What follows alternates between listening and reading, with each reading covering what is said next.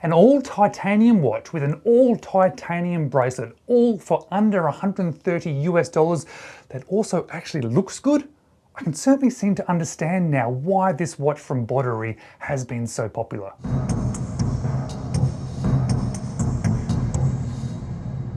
Hello, you're watching James. My name's James, you're watching me, and I am talking about watches. And this Boderry Voyager, when it was first released, it gained a lot of attention. A lot of attention from people online, but also a lot of people bought this watch. It was really, really popular, and I've heard good reviews about it. Not just from reviewers, but from people that have bought this watch, which is why when Boderry reached out to me and said, would you like one of these watches to feature on your channel? I said, yes, please. I'd actually love to see this watch. I'd love to experience this watch and see why there's been so much positivity about it. And with the sale just about to start, if you haven't already bought one of these ones, it might be worth considering. Now, because they did send this watch out to me, you would have seen that sponsored icon pop up. And of course, I am going to leave some links to this particular watch down below. But at the moment, prior to the sale, you can buy this watch both with the full titanium bracelet or without the titanium bracelet. Without the titanium bracelet, it's around 90 US dollars.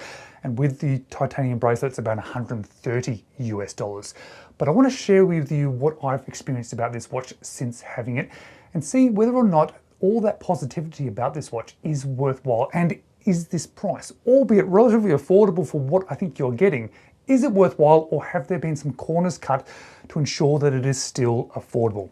Let's flip the camera and let's check out this titanium watch. What I found really interesting about this Boderry titanium field watch is if you choose to buy it on the bracelet comes as an additional accessory, as if you've bought it as an additional sort of thing rather than fitted to the watch. But what you do get is obviously this little shipping container style sort of packaging. You get an all titanium watch, which has been all sandblasted. This is all sandblasted too.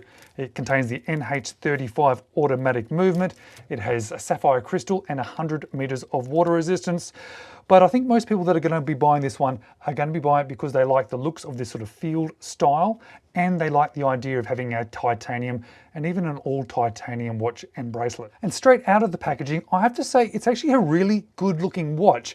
In person, even more so than in the pictures. And what stands out to me most is these curved lugs. Like, the dial is actually quite nice. It's very nice and easy to read with the white hands and the white printing and the black background. Sort of definitely a sort of field watch inspired, with a little touch of red on the end of that second hand and the word automatic, giving just a little bit of something.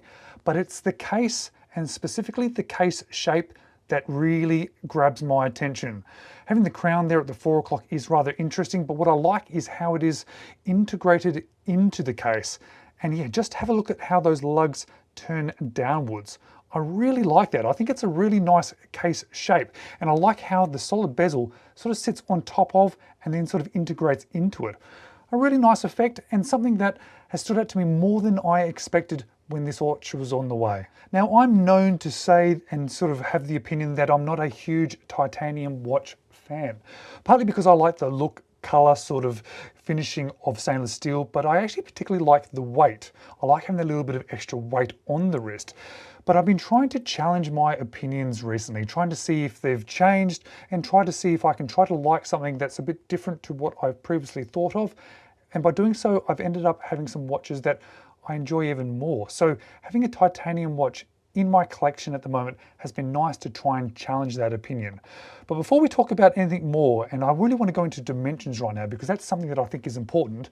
First of all, sorry to interrupt, but guys, if you're watching my videos and you're enjoying them, or to be honest, even if you're not enjoying them, if you're not a subscriber of my channel, would you please just do me the favor of hitting that subscribe button? It honestly makes such a huge difference to me. It costs you absolutely nothing. It just makes a big difference. So please, do you mind hitting that subscribe button? Let's get back to this watch. Now, thanks very much for doing that if you chose to subscribe. But first of all, it is a 40mm case, which is a really nice size, and I think that suits this particular watch perfectly. But I have heard people challenge this sort of lug to lug of 48.9 or around about 49. I think that's actually perfectly fine. However, for a 40mm watch, I have to agree that if that was down closer to 47, it might be a touch better. But it's only 11.6mm without that single pass NATO. And I know some people don't like 22, but for me, I actually generally prefer it. But of course, if you're buying a titanium watch, one of the reasons is because of the weight. This one here on the strap is 74.8, and the bracelet by itself, with all the links still in it, is 62.3. Now let's leave it on the strap for the moment whilst we just have a quick look at the dial. There has been quite a few reviews of this watch, so you may have already seen some stuff, but I want to point out a couple of things that have stood out to me. Firstly, I think the hands look really nice on that background. The little syringe tips are nice. As I mentioned earlier, the red I think do give it something extra. But what I really like is how that sapphire crystal sort of is countersunk below that solid bezel. It's a really interesting effect, which you don't see on that many watches. It probably gives that sapphire crystal a little bit of additional protection, but it actually just gives it quite an interesting look. And having that sort of almost bulbous sort of bezel there, leading into those twisted lugs, creates something quite unique. I don't think this one is homaging anything in particular, not that I'm aware of anyway, but what I can say is, for me, that standout feature is that case and how that bezel works in with that crystal. And just for your confirmation, you can see there that it is a sapphire crystal. The lume on this one has also been a little bit better than I expected. These generally more affordable watches. One of the things that does tend to sort of get missed out on or skipped over is the lume.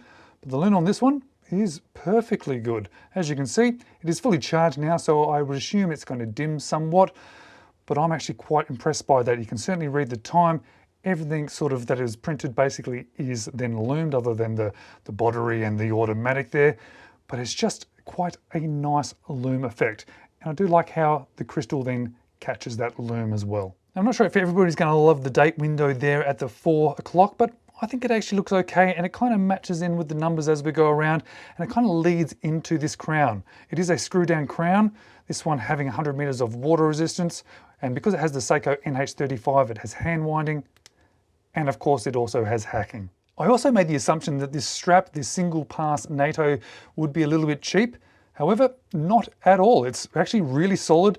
It even has this stitching in here so that it can't slide past those spring bars. The hardware also appears to be titanium, and if it's not, it certainly looks like it, and it matches in with the case. And for some reason, this sort of field watch has a big nautical wheel on the back there, and there's also some specifications written around. My previous experience with titanium bracelets is sort of, I think partly the weight or partly the finishing tend to make them feel a little bit cheap. This one actually feels quite nice. It's all soft, all sandblasted, solid end links. You can see it has quick release spring bars in there, but it does have a flat or non sort of milled style clasp. It feels like one of those slightly cheaper versions, but I think possibly because it's titanium, that's going to be the reasoning behind it. It does sort of open and close nicely, does have those keepers, and does have some micro adjust. On wrist, on this particular strap, it does feel a little bit chunky, the actual strap itself. It's going to need a little bit of time to wear in, I think, but I think the actual watch head itself is a really nice size. You can see it's a little bit of that longer lug to lug, which is probably the thing that people have questioned in the past when I've watched reviews of this particular watch, but I'm actually okay with anything generally under 50, especially when it's not too thick, and this watch is definitely not too thick. So now that I've actually had hands on with this one, had the experience of feeling the bracelet as well, I can say I actually really like it. I can see why this one has been so popular, especially because of the case design of this one. Whether or not my thoughts about titanium has changed, I'm not completely convinced, but it certainly has put me on a pathway to perhaps be a little bit more open to it. Guys, thank you so much for watching. Perhaps check out one of these two videos next.